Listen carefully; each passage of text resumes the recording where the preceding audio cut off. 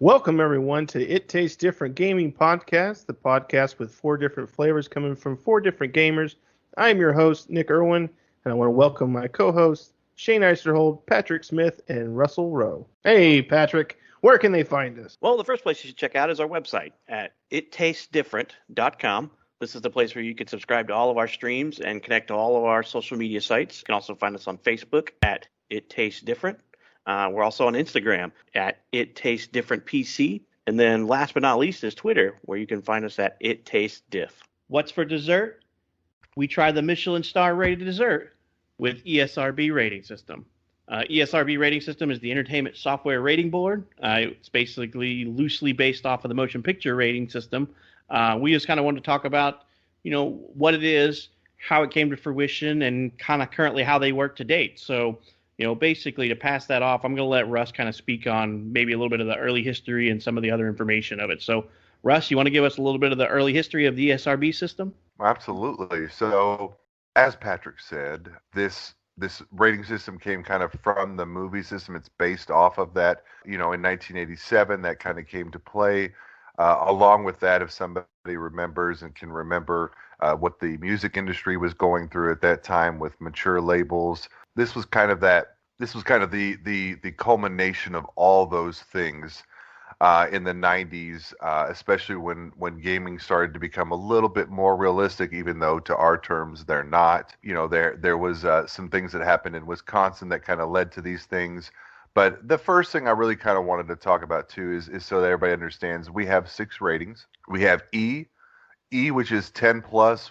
We have teen. We have mature 17 plus. We have adults only 18 plus. And then we have rating pending. These are pretty self-explanatory through each rating. E for everyone, 10 years and older. That's kind of like your fantasy games, your mild violence. There's just some mild language. E for everyone, or I should say at 10 plus, that's kind of like Nick. Then we get to the teen version. The teen version is kind of like Patrick. He can watch himself sometimes, so it's like the content is usually up to 13 years of age.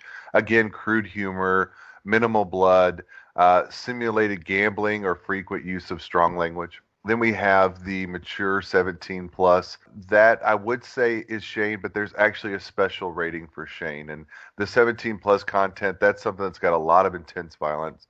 We have a lot of gore. We have a lot of sexual content. We have a lot of strong language. Most of these games are definitely not for anybody under 17 years. Then we have the adults 18 plus, Leisure Suit Larry, things like that.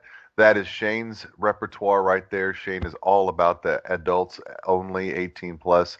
This, of course, has graphic sexual content, graphic violence, and then maybe even gambling with real currency.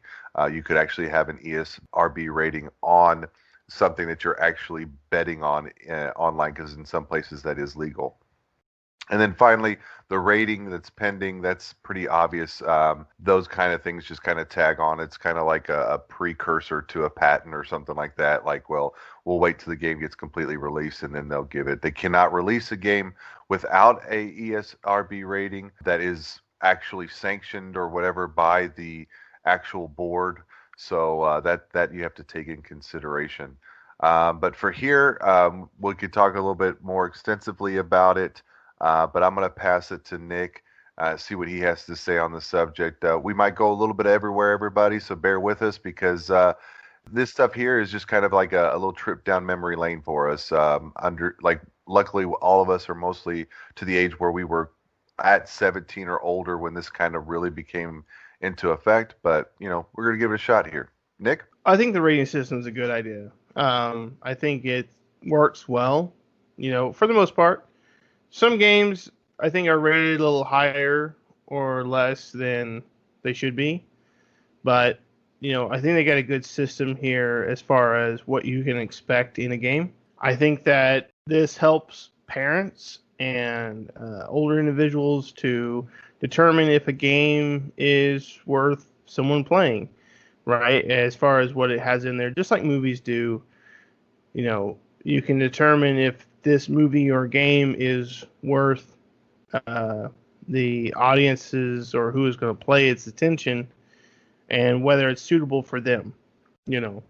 So I think it's a good system. It does need a little bit of work. I mean, there's certain games that I've played, I know in the past that, have had a certain rating where I feel like it doesn't quite deserve that rating because it's not as exuberant as what the ESRB puts out for that particular game. It's really to each their own, right?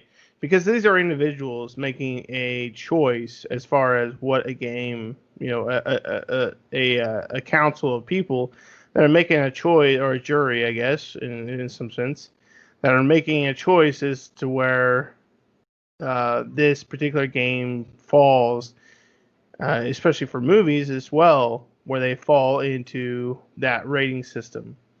And I think for some games they kind of fall into that range, and I can see that. And for other games, it seems like they're a little bit outside the circle as far as making that choice. But the ESRB also works in other countries as well. I think Australia has something similar to the ESRB, or maybe it is the ESRB. I can't quite remember. There are certain games that aren't justified for that region, and they're a little bit more stricter than they are in the U.S. And even in Europe, there's the ESRB or whatever they call themselves over there, which may be the same name or not. I don't know. Someone can correct me on what the naming scheme is for those other countries. But, they're a little bit more strict than we are here in the U.S., especially in Japan and all these other places. But they do put these things in place, these procedures in place, that help with helping consumers determine whether or not a game or a movie, in this sense, is fit for, or any sorts of entertainment, really, is fit for the person that you're trying to give this piece of entertainment to. So I think it's a good thing. I think it needs a little bit of work. The ESRB has been around for quite a long time. And it's good that games have this. I think it's a good thing. I do. Just like the movie, the cinema portion of it has it, and has had it for a long time, a lot longer than games have. But I think it's a good system to have. But I think it needs a lot of work, and I think it still needs a lot of work. There's still a lot of games that fall under criteria that I don't quite agree with. So, that's my opinion with it. But Patrick, what do you think of the ESRB and how they rate games? Well, I will say, just as a little clarification, the ESRB is a North American thing. I think the Philippines also kind of buy into that a little bit, but mostly it's a North American thing. European uses the PEGI system. You ever seen that rated PEGI or whatever? That's right. That's that. I knew there was different systems for other places, but there's very similar to the ESRB in that sense. They are. And like Australia uses, it was like OFLC or something like that. I can't, it's not as popular or whatever, but yeah, I mean, basically North America uses the ESRB to, and then various other things like I've seen some combination of some of the stuff in North America too. I've seen like the ESRB along with like a number that basically has other content to it. It depends on usually, I think, where the game is created. At what, they basically say, hey, our origin country is this, and this is our ESRB, and it corresponds with this, because the ESRB rating is pretty, it's hard to classify things in, as Russ said, 6 categories, but when you actually think about it, it's only 5, because you have E, E10 plus, Teen, M, and A. So there's really only 5. So I mean, that's kind of a small grouping to basically figure out where your game fits into there. So they also have what's the term I'm looking for? They basically have content descriptors that go along with their rating. So they'll say, hey, this game is rated, M for mature, and it contains these content. And it's rated mature because it has sexual suggestive themes, or maybe it's got some blood or violence, so it has a descriptor, a content descriptor along with it. And I don't know how much this is true because I don't know most of the history, but I thought I remember back in the 90s when this formed, because they formed in what, 94? 94. 94. 92 was when they kind of met. 94 was when they Right. It was basically like, I think Mortal Kombat was one of the big problems back in the day, and they were like, hey. Yeah. 1993, the Congress got together, because that's who should be making decisions in this country. Jesus. The Mortal Kombat, the Night Trap, and Doom were 3 games all the parents were worried about. This is the time when rock and roll was, making you worship the devil and crap. So that's what prompted the ESRB to, actually take action and create their own form, their own group, because the Congress is wanting to enact a federal government, federal department to mandate these things. And, well, it went along with a lot of things back in the day. I mean, if you really push it back even farther to Atari, there's a game that most of us probably never saw, nor played, nor even heard of, and that's a game by a developer, a little-known developer called Mystique. Mystique made a game for the Atari 2600 called Beat 'em and Eat 'em. And for anybody that wants to go search that, please do at your own risk. This is an older game, but that came out in 1982, and then the string of games that came along with it is all kind of what culminated along with, and I don't know if this is in the same right, but it's all around the same time. Gangster rap became popular. Things like Luke Skywalker, Two Live Crew came to play. All those things kind of came to a head at the same time, and hence these ESRBs and record labels were having to put these mature things on it. So I think in the day, because of the age that we were at, we were like, oh, you're trying to censor games from us. And then as we became adults and as we became parents, we're like, well, I'm kind of glad this is here now.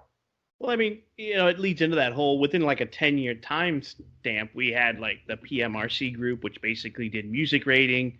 And that, basically what they came in like the 80s, right? Yeah, to the 80s, and basically started putting on labels on music, explicit lyrics and sexual suggestions and stuff like that. So I mean, it's like the 80s and 90s led into the censorship culture a little bit. So they were like, hey, we need to.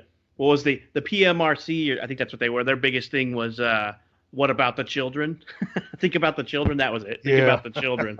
Yeah. So it was like, they got to put in these ratings. So I mean, I do agree. It's probably they're self-regulated. I mean, nobody really regulates them, and they're a nonprofit organization. So I mean, we get to see a self-regulating system that seems to be working. Nobody's complaining about it. I know recently they amended their ratings a few years back to get rid of a few and add one. But they also just recently added notification for like in-game elements for not necessarily gambling, but like loot boxes and stuff. I can't even remember what the descriptor they use now for that is. Anybody remember what they put on there now? No, I'm trying to think of it. What do they call them? Look at it. They call them interactive elements. That's what it is. That's the word I was trying to look for. Interactive elements. So now they put on, if there's interactive elements on their games, which is like loot boxes and crap like that because of all the outrage from that. It's kind of interesting that a self-regulating group got to put themselves in place instead of the government going, okay, we're going to rate and review this. Because, I can imagine how much delay they would cause in the video game world if we had to wait on those guys to issue a rating for video games. Yeah, that's one thing you definitely want is people that have no idea about them to sit and try to decide what's right and wrong, what's good and bad, what's what you should and what you can't play. Those are definitely not the people you want. I mean, these are the people that thought rock and roll was making you worship the devil. One guy thought Dragon Ball Z was porn. I mean, you definitely want smart people in these positions. Right, and I think Sega, back in when this was all coming out, I remember reading basically about, nowadays when you think about a company or an industry that's being, basically being grilled by Congress. Let's think of currently as like social media. They had the big old congressional grilling on them. They all presented a united front. They didn't basically they weren't snipping at each other and blaming, like Facebook wasn't blaming like this other company and and Twitter wasn't blaming Instagram and stuff like that. But back when all this was going along, Nintendo and Sega were like freaking submarining each other like crazy. They were basically like blaming the other company for all this stuff and that they were doing this stuff. It's like basically Nintendo or console wars were being brought to basically Congress, which is kind of weird when you think about that. But basically, those two were infighting while they were being grilled by Congress instead of coming up with. Which I'm surprised it didn't spearhead the whole initiative, with these guys doing something like this. So I mean, lots of cool stuff. I mean, I don't. I as a kid I don't think when they conceptualized this or when they put it into place it really did anything, because I remember back in the day when I was a kid. Well, in '94 I was 14. When they put that on there, I was still able to buy games that were rated M. Or what was that? It was. It was. Yeah, I was just trying to think of that. It wasn't M, was it? It was. Yeah, it was mature. Yeah, it was. It was mature. Yeah, because you can get T and M back in the day. It was EC. It was basically early childhood, kids to adults, teen, mature, and adults only back in the day. And so I remember being able to get mature games when I was 14 and not being carded or anything. And now you can't do that. Most of the time you go into Walmart, you try to buy a game that's rated mature or adults only. They're not going to sell it to some 12-year-old or 13-year-old kid. Yep, they stop me all the time. But now they don't. So, but like I said, back then they didn't prevent you from buying them. At least they didn't when I was a kid. But they do now. So which is probably a good thing. But, parents without the knowledge of what they're actually buying their kids, that's really where the issue comes in. I guess that's the problem. Yeah, because we're gamers. Yeah, exactly what you're about to say. If our kids ask us for a game, we're going to be like, are you old enough to play that? And I would have to gauge the maturity of my child. To some extent, this is basically the government raising your child for you. I feel some way, because some of the time it's just censorship, but all it really does is stop kids from buying it for themselves, because as a parent, you can buy it for your kid all day long. And I agree with Shane. If you're not going to take the time to educate yourself on what you're buying your kid, then the government's going to do it for you. And in this case, a nonprofit organization is going to do it for you. That whole sense of personal responsibility has been lofted onto somebody else, because they're going to say, all right, this game, since you're not going to take the time to learn what Mortal Kombat is, I'm going to put a rating on here for you to see that this game is rated M. And you make that decision if you want your child to play rated M stuff. I gauge, if my kid asks for something, I gauge the content of the game versus where I view my child's maturity level is at, to say yes or no. Because at some aspect, every child's different, right? Some children may seem to be further mature in a certain subject or certain area, whereas, you may be okay with your child seeing gore or violence, but you may not be okay with them seeing partial nudity or sexual innuendos. So at that point, the mature rating is kind of you gotta know what you're basically getting into at that point if you want to let your kid play it. Yeah, you got to teach your kids. There's a difference between reality and fantasy, and all those people that are out there blaming video games and movies for these atrocities that these children are playing. Quit using everything else as an excuse and realize it's just bad parenting. You cannot just avoid your child and watch them turn into really messed up people and not try to, do something for them. That's why these other kids are shooting up schools and stuff. Well, I mean, it goes back to blame everything else. It goes back to any rating system, and it's at what point do you say it's okay? I mean, because I know plenty of parents who won't buy their kid a mature rated video game, but they'll buy them that CD or they'll buy them that album on iTunes or something, and it's rated explicit. And when you listen to it, you're like, wow, you're okay with your kid listening to that, but you're not okay with them playing a video game that's violent or has some cussing in it. So, I mean, it's kind of a weird thing. I remember when I was a kid, my parents only censored me from one thing. That was sex. We were censored from sex. We weren't censored from violence, from gore, any of that type of stuff. We were allowed to watch gory movies, violent movies. For the most part, a little bit of nudity was okay, but like gratuitous nudity was not okay. We watched Friday the 13th movies when I was a kid. Now, come on, there's nothing that's more gory and all that stuff.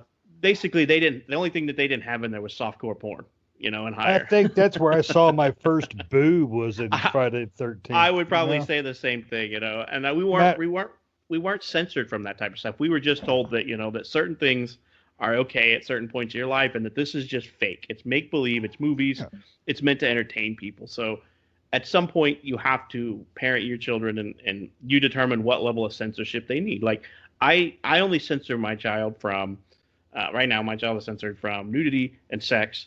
For the most part, I try to censor what she hears, but at some point, that's just coddling them, and they don't learn the difference of what's okay versus not. So I try to take the stance with my child is that's a movie, that's not real. You're not supposed to be talking or speaking like that because that's not for you. You're not. You need to understand why that's a bad thing and not a good thing, and that's how you have to understand. My kid knows what a cuss word is. That my kid knows they're not supposed to cuss. So my children hear me curse, but they're not running around doing it because they know what if I cuss, it's because I'm either angry, I stub my toe, or I stub my toe and I'm angry. Or Shane's just talking. Or I'm just talking. I do have a little bit of a language thing. But they say people who curse are smart.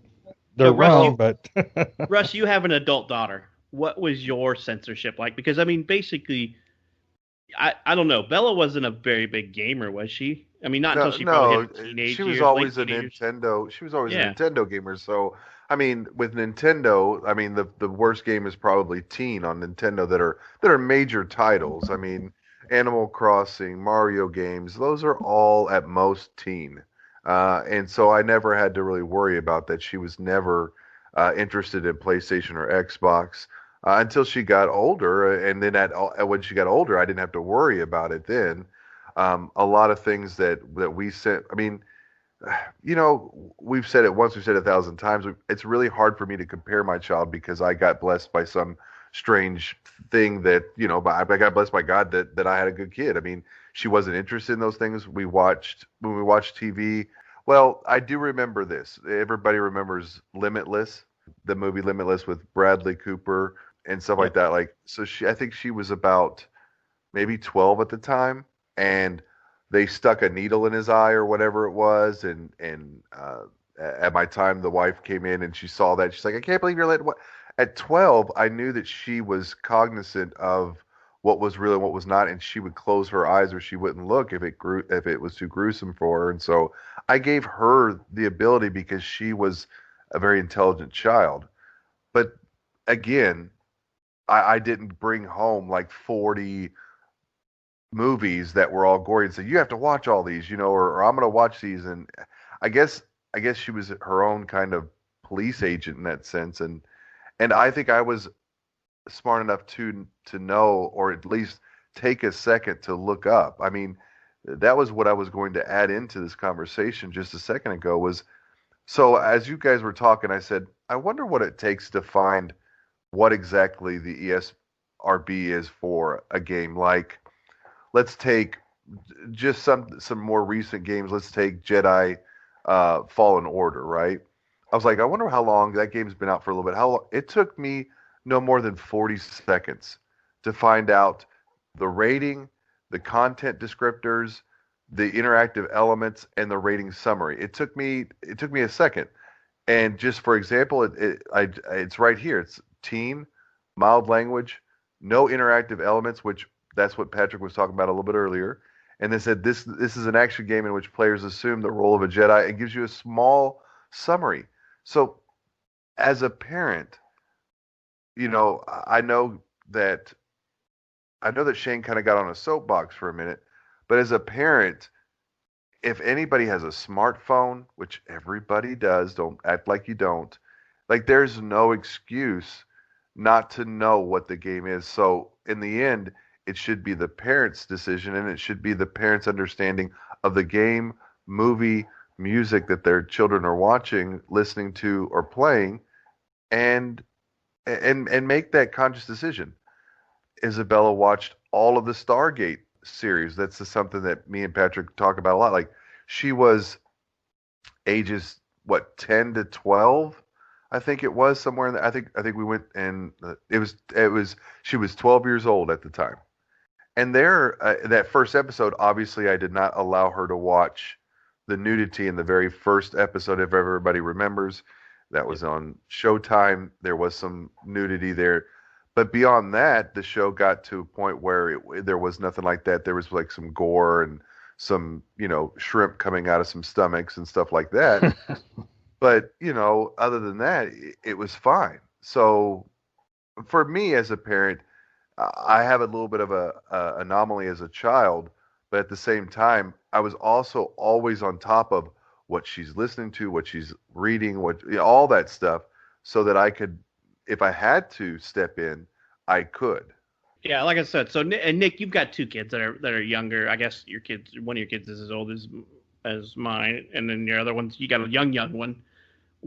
How do you use these to censor what they play, or do you more know they ask for something and you basically know what they're asking for and can understand that yes or no they can play it? How do you use these systems?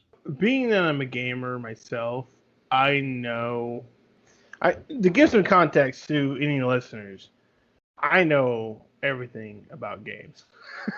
Not to put myself out there as like some, but I do. I mean, I research them all day. I look them up. I mean, most of the time when a friend is asking about a game, they usually come to me, right, and ask about like, hey, what do you think of this game, or what do you, whatever, because I just that's the person I am, right? For me, when it comes to the kids, is when they want to play a certain game, I already know what the rating is, and I already know what's involved in it. So, right.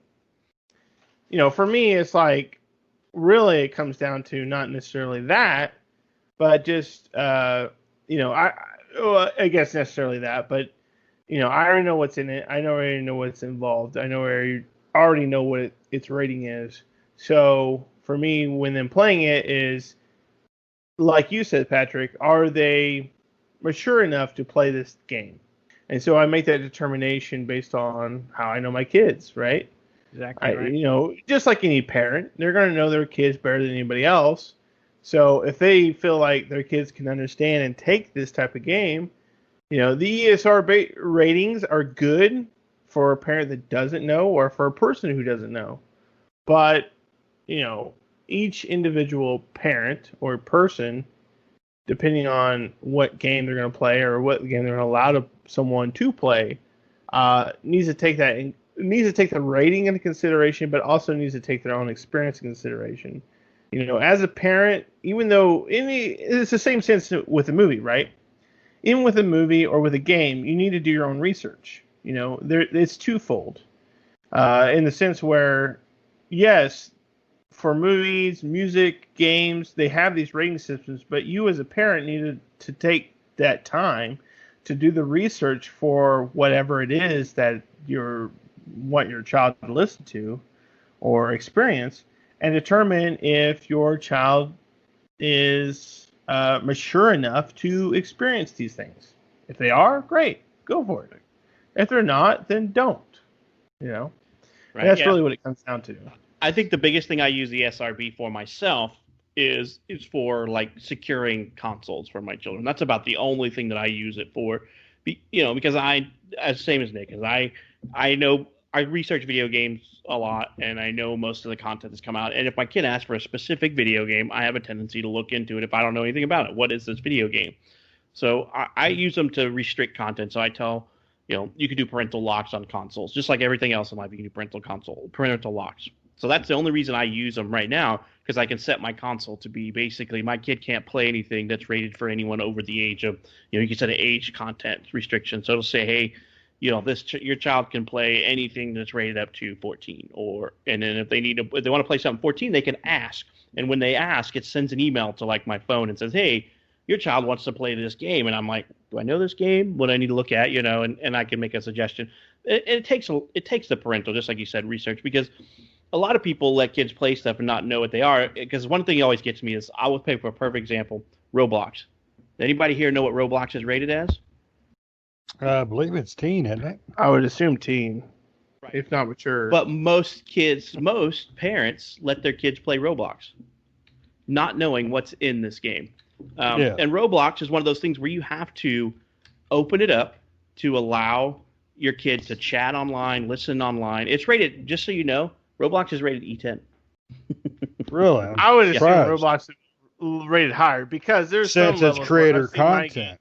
Well, Right. because there's some games my kids play Roblox, But what's and funny there's some about levels that have Yeah. music that is that's what I was getting ready to say. Yeah.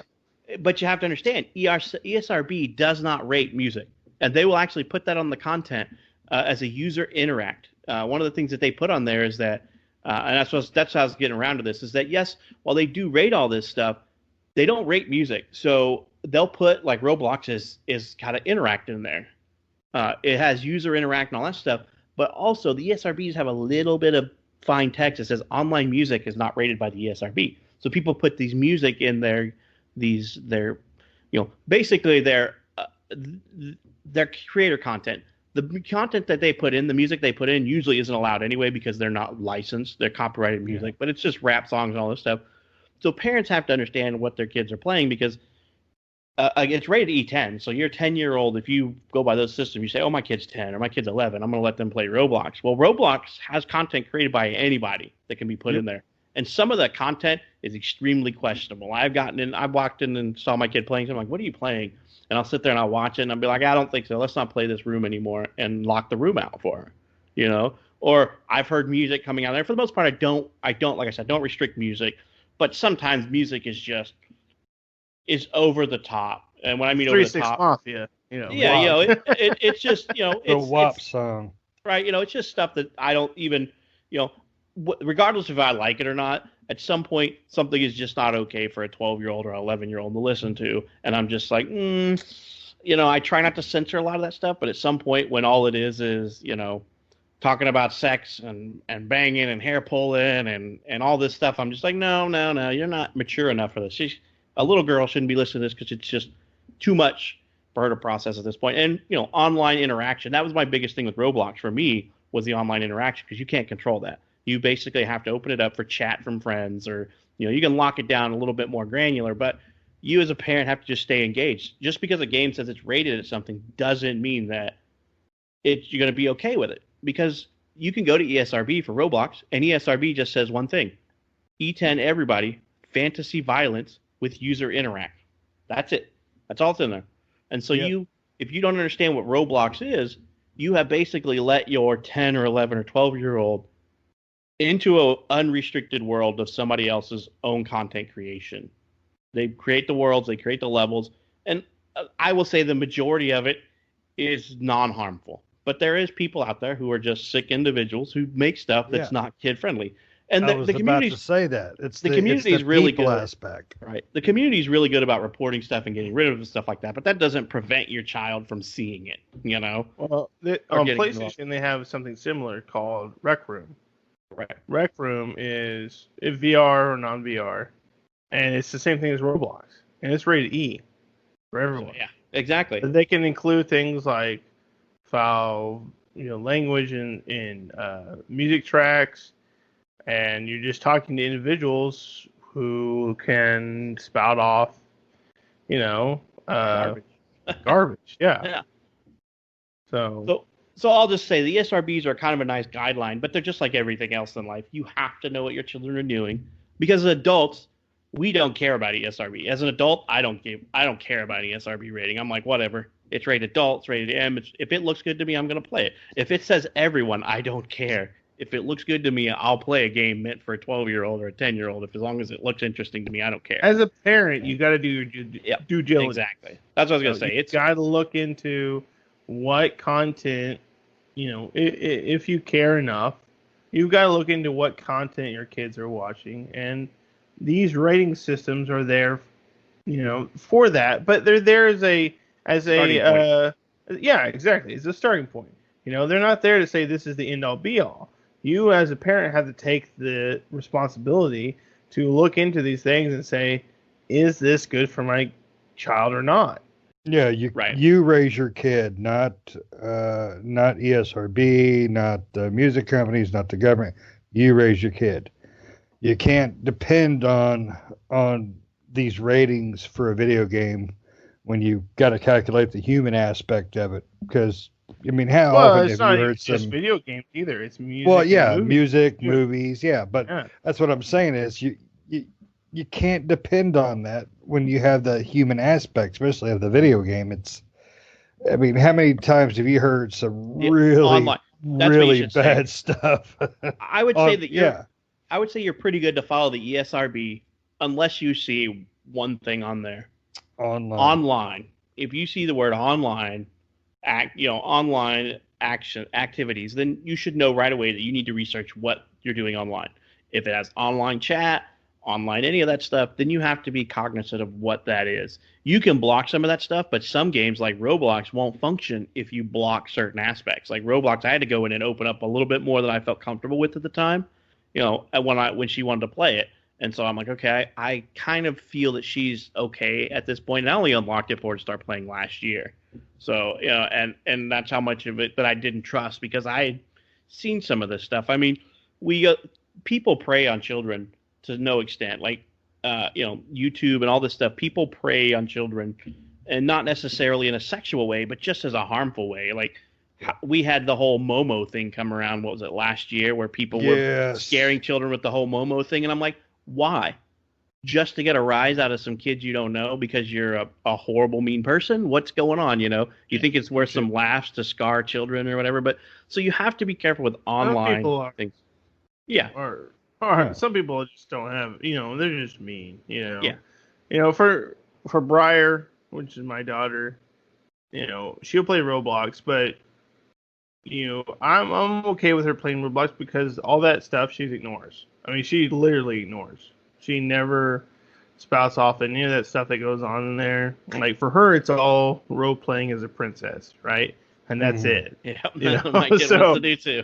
Yeah, that's it. That's it for her. So everything else that's going on, she doesn't care about. It's all about role playing as a princess. So I'm like, okay, that's fine, And when bad music or whatever comes on, like even if there's something bad, and probably the same for you and your daughter, Patrick. Like anything that comes on that's bad, immediately, like if I say like, hey, don't listen to that, she immediately gets off, right? Yeah. Like don't listen to that. No, let's get off of that. She's like, okay, fine, I'll get off of that, and I'll go to something else. Right, because they know that if they don't, then they don't get to play at all. Right. So, yeah. But yeah, I mean, the main thing though is, for your daughter and probably mine, is they want to role play as a princess, and that's really what that's the gist of. That's what they're trying to get out of Roblox. Right. Yeah, she wants to play a mermaid or a princess or something stupid, and I'm like, what? Right. Or something that's fun for her that I'm not interested in. And yeah, right. But I just made sure that I monitored what she was playing, and I have, I have apps that tell me what she played, how long she played it, or whatever, and for the most part, I don't bother what she plays with because, like I said, I know video games and TV's kind of the same way. She's not outright interested in watching gory, scary movies, so I don't have anything to worry about there. She's into she's a girl, so she's into all the teen drama stuff and all that kind of stuff. So yeah. I'm usually all right with that. Some shows I'm like, some shows I'm like, yeah, I don't know if you should watch that. And she's like, okay, I won't watch it, that type of stuff. I'm not naive to think that she'll never watch it, but I'm just at the point where she somewhat understands that I don't think she's old enough. And she understands that concept because she'll often ask, well, when is old enough, so she understands. I feel like, personally having a boy and a girl, I feel like girls understand that concept more than boys. Like boys are like, I don't care. And girls are like, okay. Yeah, why? Yeah. Why not? Girls are like, you tell them something, and girls are like, okay, I won't watch it then. And it's like, oh, okay. And you tell your son, and he's like, well, why not? Why can't I watch? yours haven't hit the teenage years, buddy. Yours haven't hit those ages yet. Neither has your boy. No, but same age. But my we'll boy both get the same thing at the same time. No, because my boy's going to your house when he starts that stuff. But, all this is just to basically say that the ratings are a good starting position, in my opinion. If you don't know anything about video games, the ratings are a good starting position. And if you have a kid that's under the age of 10, you're pretty safe with everyone, but you need to watch out for those descriptors that are on there. So if you have, like, the word interactive element, you probably need to look at that, because especially the interactive element one, because that's stuff like in-game purchases, loot boxes, user interact, which means they can interact with other people. Some games actually share locations and displays stuff like that, and some of them even give kids unrestricted access to the internet via browser and stuff like that. So you just have to be careful with if you see interactive elements on there. Like all things, it's a good starting position. If you're solely relying on the ESRB to determine whether your kid can play something or not, you probably need to rethink that process. Because it is a nonprofit organization, a group of people that say, hey, if you tick off these certain boxes, you're getting a. So if we say, hey, your content descriptor has violence and that's it, and we'll give it an E10, which if you look at it, the violence may be worse than what you're expecting, but it's giving an E10 plus because it's just rated for violence. It doesn't have gore and blood or anything, but it may have some pretty rough violence in it. So it's all a starting point, in my opinion. The SRB is pretty good for a self-regulated system, and I'm surprised the government's let them self-regulate still to this day. And they've even streamlined the process. Because they do a better job. They do a good job with it, and they don't cost the government money.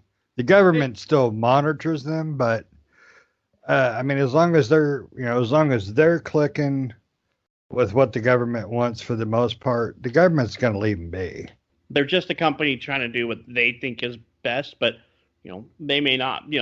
A couple of notable things about the ESRB is that they're not infallible. I mean, does everybody remember the Rockstar coffee game that was hidden in the game that caused a big old ESRB issue? Yep, I remember coffee. They had a hidden mini game. Yeah, they had a hidden mini game in that one, and basically it was supposedly removed from the game, but not. It was still just buried in the code, and somebody had found it and basically published it and basically told people how to unlock it. And Congress was like, "What is this? This is bad." And so basically, Rockstar tried to blame it on the modders, and basically it came out that wasn't the modders' deal. And then there was an issue with Oblivion. That's when it was. It was Oblivion, where basically Oblivion had their rating changed from M to T because they updated the graphics so the blood looked more realistic. So I mean, so there's heavy hands both ways. In my opinion, Elder Scrolls Oblivion is not a mature game. It's a teen game. No. But it has a mature rating because they made the blood look a little bit more realistic with an update.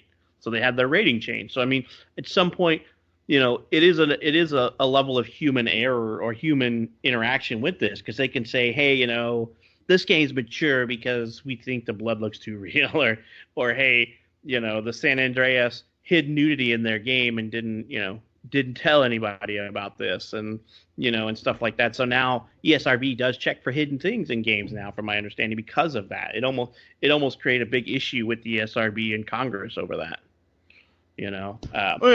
Plus, it all comes down to those in the ESRB's determination of that, right?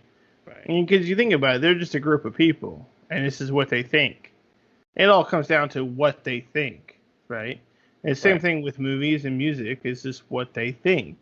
Now, whether or not a movie or a piece of music is as mature or has the things that it's stated to have as an individual, it's all indifferent, right? I mean, you might think that, this game, or this piece of music or this movie has this, where I think that no, it really doesn't. I mean, maybe it has a few spurts of it, but I wouldn't really call it that, right? So as a group, as the ESRB is, as a group of individuals, they all have to come to a consensus that this game or whatever has this particular thing in it, and we should rate it this because of those things, and we should exert these aspects of the game because of those things.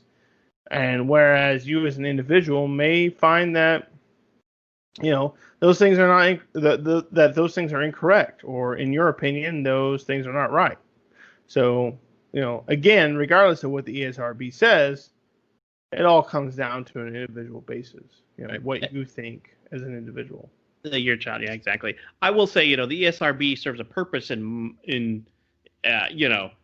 serves a purpose, and the purpose is it serves a couple of purposes, in my opinion. It serves the purpose of giving you a starting point to see if your child is capable of handling some game like this. It also serves a purpose of keeping the government's hands out of our video games. I mean, I agree. If we don't have this governing, this non-biased, I don't know how non-biased they are, but this non-government entity watching over this game system. We're going to get the government to step in, and the government's going to step into the point to where they do with everything. They just screw it up. They're going to basically come in and they're going to heavy hand everything, and they're going to say, you can't put this out. We're not going to give you a rating system. You can't put this out. If you put this out, if you put an adults only game out, it can't be sold in Walmart. It can't be sold in Target. It can't be sold anywhere where kids can see it. The government overreaches. That's what they do.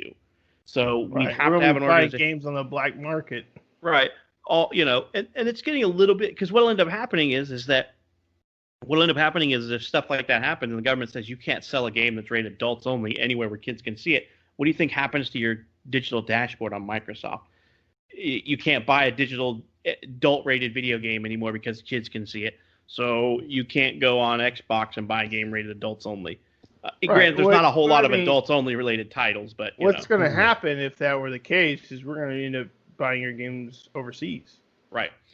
Yeah, or else we'll be, you're going to have to go to the adult store. You have to go to the adult video store just to buy, Grand Theft Auto or something. Xbox up the road. Yeah. Just to buy an adult rated video game. You're looking for adult? You're looking for adult videos? No, I'm actually looking for adult video games. Oh, and it's in that corner. We might get a boom to Pokemon Snap back there. Might be a boon to the adult industry, right? The adult videos and those type of industries, because they'll get to sell more product. All those video gamers got to walk in and go to the back. Video games on the back wall. Got to walk through the whole store to get to your video behind games. The curtain. Right. You got to go all the way in the back, past all the sex dolls and all that stuff to get to that. So, it serves that purpose. So it's a good starting point for parents who don't know anything about video games. And if you have a kid who's interested in video games and you're a parent, you should learn about video games. It's only going to help you. And it gives you that little bit of interact with your child about what they're playing and, why they like this type of stuff. It'll give you a little bit of insight into what your child's into as well, because I know what my kid's into, because every time I see what she's playing on Roblox or something, I'm like, oh, it's mermaids this week. Oh, it's fairies this week. Oh, it's this that week. And you're just like, okay, it's beheadings. Yeah, I'll be like, oh, well, we're going into a little Friday the 13th action. She likes to play Jason all the time now. What does that say? Yeah, exactly. She always wants to play the bad guy. Why do you want to play the bad guy? I just like hacking their head off. Yeah, my daughter's the same way. It's a stress reliever. Not the Friday the 13th part, but she likes the, fairies and princesses and, everything that's girl centric. But yep. You got to keep. Roblox is it's a fun place for kids to be in a sense, but it also has some bad things in it, right? So it's a combination. So you as a parent, just like I said, you got to really just keep your eye on those things. Exactly what you said, Patrick. There's certain rooms or game modes that she goes into, and I'm like, nah, you shouldn't be playing this. But there's other ones that are really good. I mean, Roblox is a hard one to nail down, because there are some really good games in Roblox that are really nice. They don't have anything bad, and they're all around just good games for kids. Yeah. And I would say the majority of them are that way. It's just, you have a few bad apples and they're trying to ruin the game. And I mean, that's with anything. I mean, take another perfect example is, we'll talk about Minecraft. That's an everyone E10 plus game. But I've gone into rooms where people create just, it's Legos for digital age is what they are. But you can create anything you want. And I've gone in there and just seen people create giant, and giant cuss words and boobs and stuff like that. And you're just like, okay, it's probably some immature child who just created all this stuff. Whatever. We've all been there. I think a lot of us. Or a 30-year-old kid. Yeah. I was going to say the four of us are still immature and would do that stuff. But, it would be in a privacy game of us four. We still do childish and mature things in video games because we can, and we're old enough to do this stuff. But, I don't want my daughter to jump into a game where it's just, a room we're where not it's just garbage. Share. Yeah, definitely. We're not going to share a world with the four of us, but that's about it. That's about the extent. Yeah. So I mean, that's us. We're not gonna let our children come into our recreation of the stabbing cabin or something. So I'm not even coming in there. You already did. But so it's, you just got to be mindful, and there's nothing wrong with seeing what they're playing, because I come sometimes go in my kid's room and be like, which map you play? Because she plays Roblox all the time. I buy her games, but she plays Roblox, and Roblox, Roblox, is old, and she's had it for a while. And I'm like, hey, you want a new game? And we'll get a new game. And a couple hours later, I go back in there and she's playing Roblox. So I just go in there and be like, which map you doing? And show me what you do in this one, and she'll show it to me. And, for the most part, I can sometimes tell if she's playing something that she doesn't think she's supposed to, because she becomes a little bit defensive about it.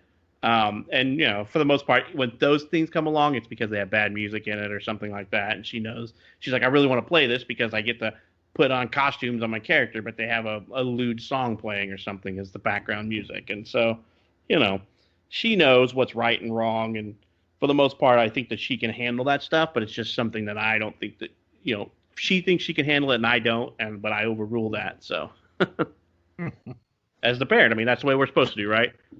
We're their parent, not their friend. You can be their friend when they get older or later on in life, but right now my job is to be their parent and keep them straight rather than letting her do what she wants and which creates bad habits that translate into bad habits as an adult. Yeah, you got to be the vegetable. You can't always be the candy. Exactly, right? Right. And that's what I tell my kids too. I'm your parent. I'm not your friend. And that's the thing. I'm not even your parent. I'm not even your parent. That's the thing you got to keep in mind. You got to keep with them. But I mean, that's a parenting thing. But I mean, yeah, exactly. You got to just watch those things. Keep an open mind. Some things are not as bad as you think they are, and some things it just depends on your child. You know your child as a parent, so what they can and cannot, see or experience. So if you think your kid cannot handle something that they're playing or they're seeing or they're listening to, then don't let them. You're the parent. As much as they, some kids may argue and be mean about it, they're still going to listen to you because they're afraid of what you're going to do if they don't, right? So, and that's the same for any kid, right? Even when we were kids, even if our parents went to us and said, hey, you shouldn't be listening to that or watching that or whatever, you're going to be afraid. I remember, so just to go back to some story time from Nick. Whenever 9/11 happened, I was playing Counter-Strike, and my dad was like, you should be playing that game. I mean, he was all, you're playing the terrorist and stuff like that. And I was just like, Dad, this is a game. It came out way before 9/11 happened. It has nothing to do with it. So, after that, he was just like, well, I don't think you should be playing it. And I understood what he was talking about. But it was a sense of, I get what you're saying, but I don't, for me, I'm old enough, because I was old enough at the time. I don't put two and two together, right? What happened then and this game have no correlation. Right, the game's not training you to be a terrorist. Right. I mean, every parent has those type of things. Like I said, my parents were never big on censoring anything except for like gratuitous, sex or like gratuitous nudity, like the whole scene they're running around naked or whatever. But my dad had a real strong aversion to Beavis and Butthead. Like that was like his worst thing you could ever watch on TV as a kid. So, kids jacking up my stool. Yeah, exactly. Hell, my dad took me to a donkey show in Tijuana. I love Beavis and Butthead. But like I said, that was my dad's only big qualm of anything that I ever watched, to the point to where he said you're not allowed to watch it. And that was the only thing when I was a kid that I can ever remember him saying you weren't allowed to watch it that didn't contain the two no-nos, like gratuitous nudity or sex. That was and I never understood it. And and I went behind his back and did it as a kid. And I got busted for it because I fell asleep one night that they had a Beavis and Butthead marathon, and I woke up to him turning off the TV, just staring at me, and I'm like, oh, I messed up. I'm busted. He said, "Oh." Never in the sentence of the preposition, Bork, you're a federal agent. But yeah, that was my dad. So, but like I said, we all say educate yourself on the video game your child wants. Just because it's rated within their rating, don't trust that. I mean, think of like the adult only rating. There's only like 29 games that have that rating. 29 games that are rated adult only. And video games have been around forever. Yeah, and they're never on consoles. So that's where, and there's a line on that. There's no AOs on consoles. I thought is none of the Leisure Suit Larrys on console? I thought but none of those are under AOs. But I think not the last one, but the one before last was on consoles, but it wasn't an AO rating. No, they dumbed them down the to leader consoles. shoots compared to when they came So- out. It came out initially are way more tame than they used to be. So the new one, the one that came, well, I should say the one that came out in 2014, the Leisure Suit Larry Magna Cum Laude, is rated adult only on consoles. The Magna So- Cum Laude? Yeah, that one's rated adults only. I played that one. I don't remember it being AO. Yeah, it's Yeah, adults only. Well, Steam has a lot of adult only ones. Well, Yeah, Steam, we know Steam got nasty. Steam's got some nasty stuff. Don't look at Steam, people. Yeah, Nick's got a wish list Unless on there. you're really It's into that. Yeah, it's all on my wish list. Yeah, and quit sending it to everybody, Nick. And Patrick Nice, was supposed to man. buy me a game. Yeah, I was supposed to. I didn't. I? Like, yeah. So yeah, if you go to the see now the ESRB. Okay, so the ESRB on PlayStation and Xbox. I thought they is put it as mature. 17. Yeah, 17 plus. Yeah, I thought it was mature. Because that game, well, I mean, they have a new Leisure Suit Larry that's not. So you're wrong. You're wrong, Shane. Thrill Kill on PlayStation. Thrill Kill. Oh, I remember Thrill that Kill one. That's did not true. come out, though. But it's still got a Thrill Kill- rating. It's still But got a it rating. got a Yes. rating, but it never Thrill came out Kill, because of you the can't- rating, yeah, if I remember yeah, right. exactly. Also, Thrill Kill, you can't Grand play Theft unless Auto you- San Andreas got rated as adult only as well. Seriously, In America? Remember, the worst gun. That's the worst one. hot coffee is the reason though. But Oh, the right. game was out before the hot coffee mod, so they had to The change mod, hot it. coffee was not a mod. Hot coffee was in the game. Yeah, it Well, was. it wasn't a yeah, mod. but you had to break or mod the game to get the coffee. You had to It was- expose the code. You had to It use was a- literally no. it was literally called the hot coffee mod. What the mod, all the mod did was just access the code. Open it, That's the yeah. problem. So basically, they were an M game and they got moved up to adult only. But like I was just to say, there's 29 adult only rated video games because most people Well, don't. Right, Rockstar. But yeah, and just to say that the Grand Theft Auto San Andreas, they were originally mature and got raised up to that because of that hidden thing in the video game, and that caused a big hoopla. But and the other one was a non-released game, and that was Thrill Kill. It was canceled, but they got far enough to get a rating, so it was shelved. Well, it you was can only play shelved. through It was emulation. shelved. Yeah, it was shelved because of the buyout by Virgin, I believe, by Electronic Arts. And I've So. seen Thrill Kill gameplay and stuff, and it's not. I mean, for the time, yes, it would For have the been. time, but I But mean, hell, Bully nowadays- was probably just as Nowadays, gratuitous. It is like tame compared to the stuff we have nowadays. Right. So I mean, it's but- just they serve a purpose. We got around a little bit some other stuff, but the ESRB rating serves a purpose. Two of them, in my opinion. It keeps the government off the back of the video game industry, and then it gives parents a place to start. That's a key word. Start. And when that's you the determine. main key word, a place to start. That's for anybody listening, that's the main thing, right? For anybody new to the ESRB that may be listening, that it is a place to start, right? It's not the end all be all. So don't think of it as that way. Just think of it as a way of giving you an idea of how the game is. And it's up to you as a parent and as an individual to determine if this piece of content is good for the individual that you're giving it to or not. So I mean, yeah, and if you're not from the U.S., make sure you understand where you're from. If you're from the European countries, it's PEGI, and and if you're from Australia, you got the other ones. But just know where you come from. Your video game rating system is probably different than what we're using here in North America, but they're all pretty much the same thing. It's a starting place, just like we always say. I mean, I don't know. I mean, I'm not. Learn about. This is turning into your kid's subject, but learn about what your kids are into, because then that will help you out as a parent. And just if your kid's into this, they're going to more likely play video games related to this, or Be and stuff like involved that. in your kid's life. Yeah. Spend time with your children. Spend time with your children. This is a PSA. A PSA, ESRB turned into a PSA. But yeah, I mean, that's essentially what it comes from. I mean, all the rating systems that we have are essentially that. They're just a starting point for people to provide the content to those individuals they want to or not. And it gives them a good starting point. If an album has a mature rating, listen to the album. If your son or daughter wants to listen to it, listen to yourself. You might find that, because sometimes like for CDs and stuff, or albums, they might get mature rating because they say the F word a few times, right? And so you as a parent might find that, okay, the F word gets thrown out there occasionally, but it's not that bad.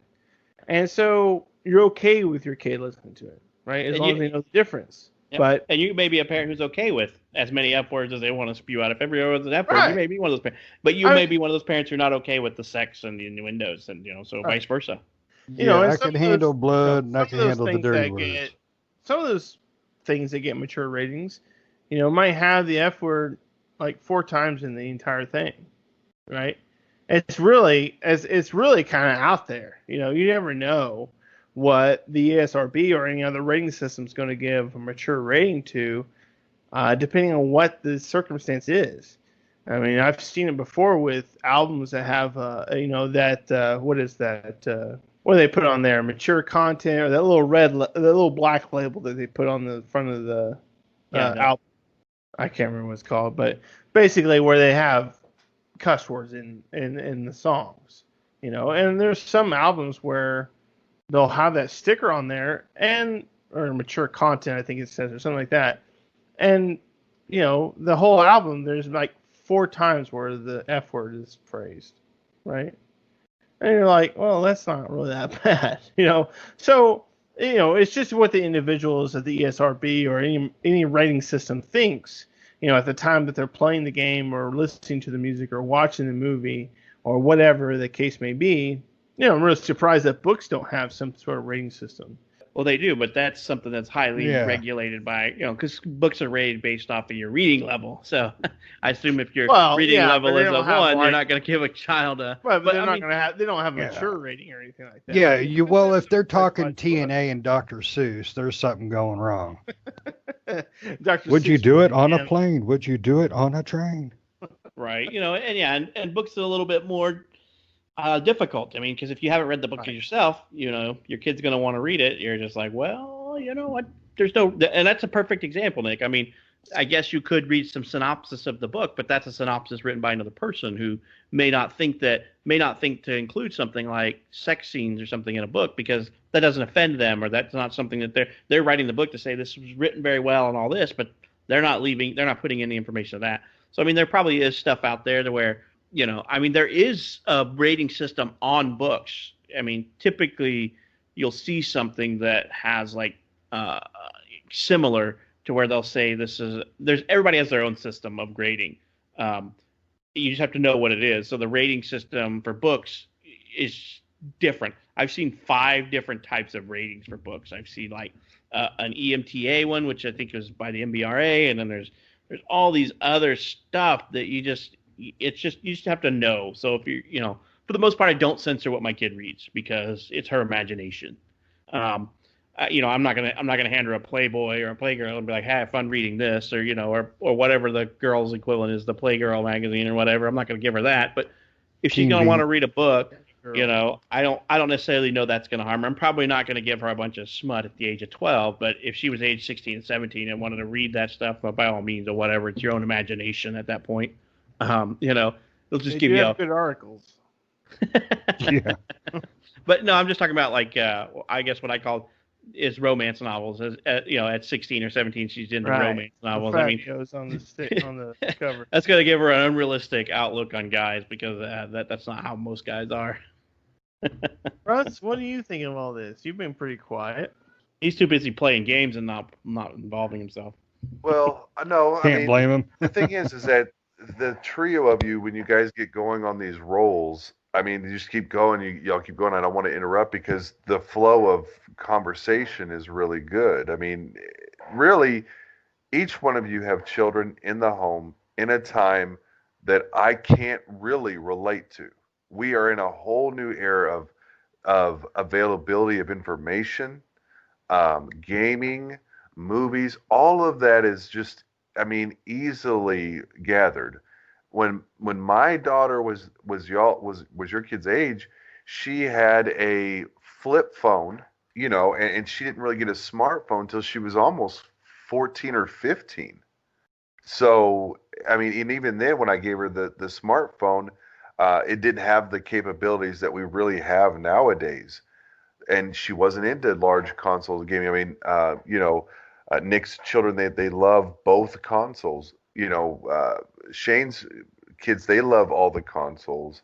Patrick's daughter likes Xbox mostly. She likes a Nintendo a little bit. Again, not much to worry about because Patrick can set the settings within some of that stuff. But I also, I never had to deal with those things. So really, like when it comes to those things, you guys have direct and immediate experience on those things. For me, again, conundrum, craziness, whatever you want to call it, I didn't have to worry about those things to the extent that you guys have to. Of course, I'm always going to worry. Of course, music and all that stuff, movies and things like that, but it's not the same that it was 10 years ago when Isabella was, I think the eldest one that we have within the group is what, 10? No, how old is your daughter, Shane? Jasmine's 13. 13. Yeah. So 13. So 10 well, years. My oldest is 18. So, but not. Well, yeah, but we're saying at home. House. Yeah, in the house, dealing with these kind of like the advert of technology, the advancement of technology. I mean, that was 10 years ago. My daughter's 22 now, so 10 years ago, it was a different scene. I mean, we were still very there was still access to things, but not in the way that it is now. So, I'm almost glad because I don't know that I could handle a Fortnite kid right now. So I'm just, thankful for that. But, I've enjoyed listening to you guys talk about it, really. Yeah, if I got to see my kid dab one more time, I might kick her out the window. See, do what I did. I banned dab from my house. Yeah, Dabs you ban it all illegal. you want. You ban it all you want. I guarantee you they do it behind your back. That's fine as long as I don't have to look at that for stupid crap. breakfast. No. If they do it in front of me, I'm on them. I think it's funny. I just laugh. I give her crap for it, Well, you want to look like a doofus? But it's what they do because I mean, in our day and age, it was the WoW dances. You want to look for a doofus? Do you want to look like I did when I was your age? Yeah, doing the WoW dances. You guys want to dance like they did in the WoW dance? Never did the WoW. No, you did stupid crap. Oh yeah, we all did it. Do. I was breakdancing. Yeah, just like they do when you were a kid. I was good. Stuff too. So I mean, I hate the dab too, but I'm just like, I probably did something as similar or as stupid as that. Oh yeah. So, whatever was current. What can I say? Yeah, I can't give them much crap for it because I'm sure I did the same stupid thing too. Not me. I give my. Oh yeah, you're the perfect perfection. The image of perfection. I was the perfect child. All my brothers were jealous of me. How are you so perfect? I was born this way. Do the dab, baby. Too bad my adulthood went to crap. He's not the baby though. Oh, that's the thing. He was just treated as the baby, right? Only by my grandma. Travis maybe was. I mean, Travis is the baby, so. Yeah. So yeah, just as all this to say is the ESRB serves purpose, but as adults, the ESRB rating system means nothing to me. The only thing that I see downfall and negative of the ESRB system is basically the all dreaded adult only rating. It's a killer for any game title, in my opinion. I think game companies pull material out of their games so they don't have to have an adult only rating because everybody knows that it's a game killer for them because they know that the kid can't go to Walmart or Target or whatever department store you have. They can't even sell them in retail stores with the AO rating. Oh, they can't? Yeah, see, I didn't know that. Yeah, they can't sell them at any brick and mortar store with the OA rating. So basically, they know that it's a death killer, and in my opinion, that restricts content. So it restricts creativity to some extent because of that. So I mean, that's my only thing that I think is a downfall to it is that it, or also that let's say a game company doesn't want a mature rating, they want to get more teens or more everyone 10 plus or teen or mature. They want a teen rating. Sorry, not the teen rating they want a teen rating. But they have this one little thing in their game that gives them a mature rating. So they go in and they strip content out of their game so that they can get that teen rating. I think it stifles creativity to some extent because the developer doesn't get a whole lot of say. The publisher, the one that pushing it out, basically says, "Hey, I think we're going to lose X dollars on this because it gets a mature rating. Let's go ahead and strip some of this stuff out." So I think it stifles creativity and it stifles content. But other than that, I think overall it's an okay system. I would agree. I mean, yeah, there have even been news articles of, developers or, especially developers, stripping things out of their games just to get below that rating. Not so much in the U.S. We're a little bit more lax on our rating system, but Australia and Australia is probably the most strict rating system. Whereas Europe and U.S. are a little bit more lenient on the stuff they have. Because I can't remember what game was recently. I'm having a brain lapse here as far as what game it was recently. But there was a game recently that came out that was rejected in Australia. Oh, actually, I don't even think it's out yet. Game. No, it came out, but it came out, but it wouldn't come out in Australia. They fought it. And Australia just like, no, can't do it. So they had to cut crap out of it. I'm trying to remember what it was though. I think wasn't like didn't they basically do that to a Mortal Kombat game back in the day? And they've done it quite a few. Oh, I'm sure. It was it was the Medium, Nick. It was the Medium. It's not out yet. Oh yeah, that's right. It was the Medium. Uh-huh. Yeah, Medium. They Australia said no to the Medium for whatever reason, just on Australia. So I don't know. I don't think they said why they said no to it, but there was something in the Medium, which is one game that I'm excited and looking forward to. Whatever that case may be, in some cases they do that in Australia too, where they'll restrict content like we're saying, but they'll only restrict it for Australia, right? Everybody else gets the regular version with the content that they restricted. But Australia or whoever rejects it, they don't get that content. Yeah, I mean, so we don't know yet. We don't know why the Medium was, because basically we're not told. I think it's the developer. So what that means is that the Medium may yank out content. To be honest, they may have yanked out content to make it available for everyone, so they don't have to have multiple copies of the game. And that sucks because I'm really looking forward to the Medium. It looks really good. Or we could get something like what they did with The Witcher 2, where there was an Australian version of that, because The Witcher 2 was originally rejected because of you were being paid for sex, I think. Offered sex for payment of something. I think I can remember that one. But, they do this stuff. But for companies wanting to keep things together, they will often strip materials out, and I hate that. So I think it's definitely a bad thing. Or some companies just take a hard pass and say, sorry, we don't want to push you then. I remember like Hotline Miami, that was a real popular game. When they put out the second one, that's banned in Australia. You can't play that. I love Hotline Miami. Yeah, exactly. The second one. But basically, also the Stick of Truth. I don't know if you guys remember that one. That one was banned in Australia. Yeah. I hate the fact that, the ESRB or any similar rating systems ban games, right? And if they're so bad, they should just put them at a higher rating. Right, exactly. Well, then that's the thing. You put them into a higher rating, and then they don't get sold because they will not get sold in brick and mortar. From a Sure to an AO.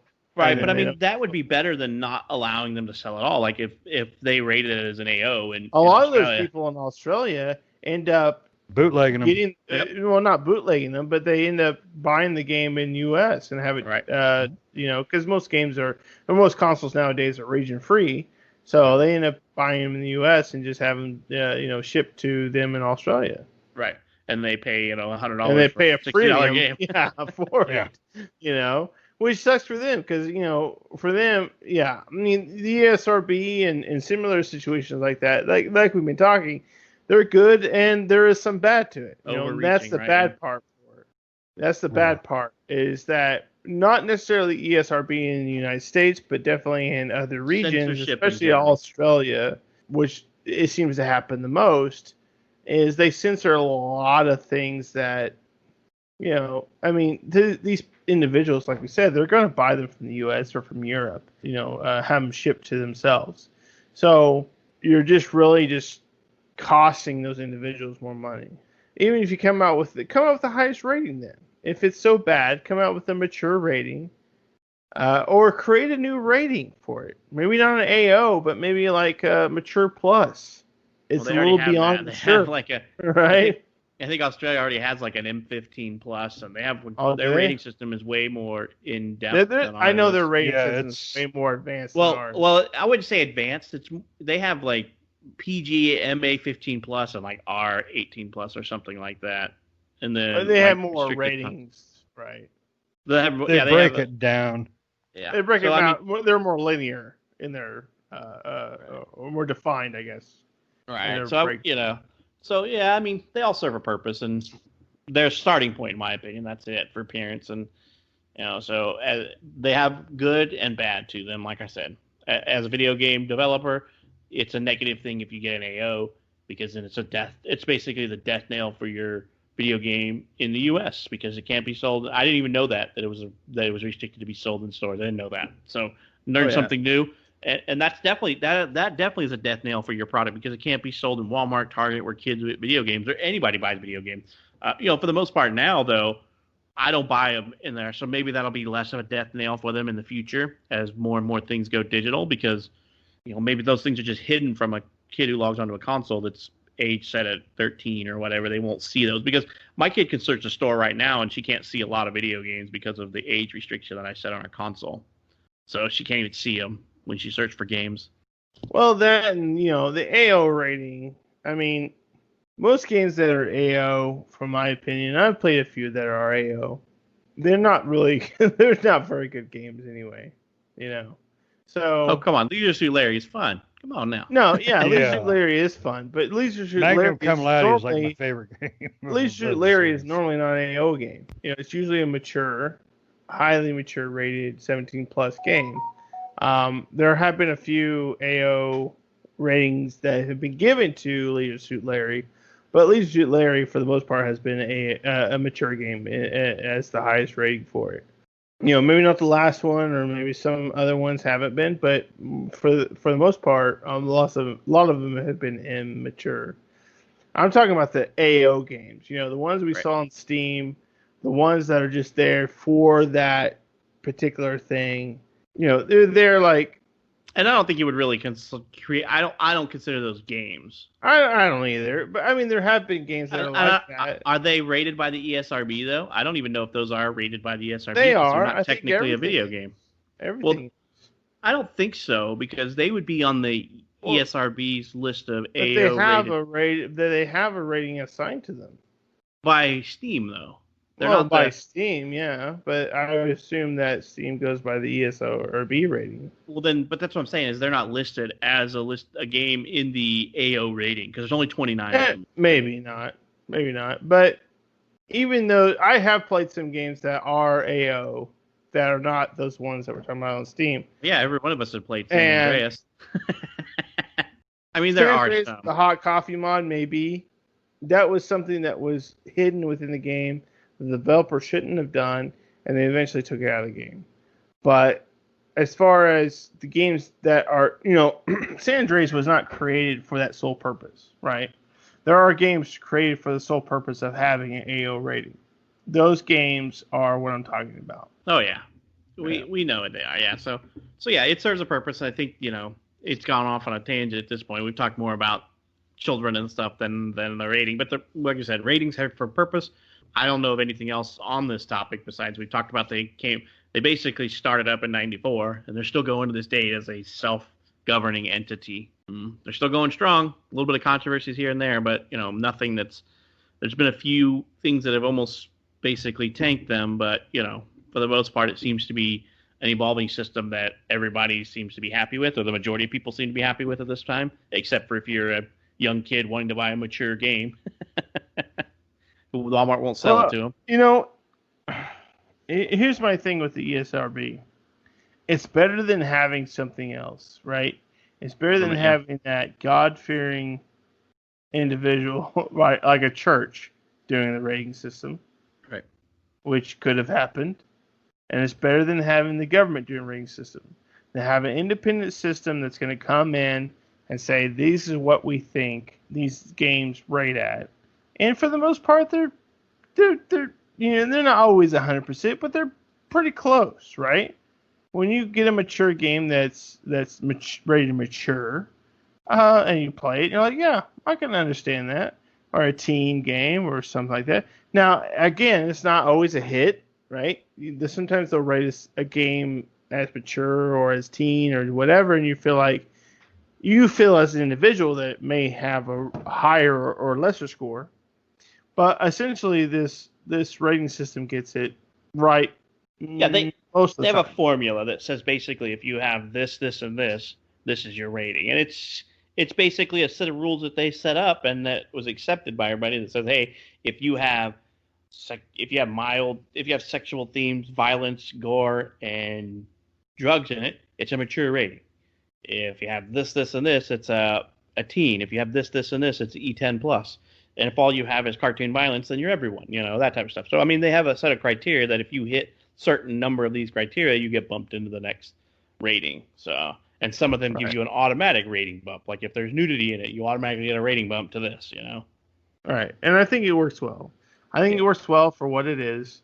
And again, to reiterate for the last time for myself, it's up to the individual. It's up to the parent. It's up to the individual who's playing this game or going to provide this game to someone else to make the determination on whether or not this person can or cannot play the game. That's the general thing of it. The ESRB gives you a good idea of what this game is, but it's up for you to decide on whether or not the individual who's going to play it, if it's not you, or even if it is you, can or cannot play this particular game. Well, cool. I think that's all we got. Russ, Shane, you guys got anything you want to add to this conversation before we wrap it up? Just basically, let's put an immature rating on this one because the dead horse, I mean, that thing is beat, bloodied, and pulped. He's still running around. We still got more. We can beat him some more. Somebody get out the baseball bat. We're always good about beating the horse to death. This is when he gets up and runs off. All right. Well, we appreciate everybody listening to this episode and hope to catch you in the next one.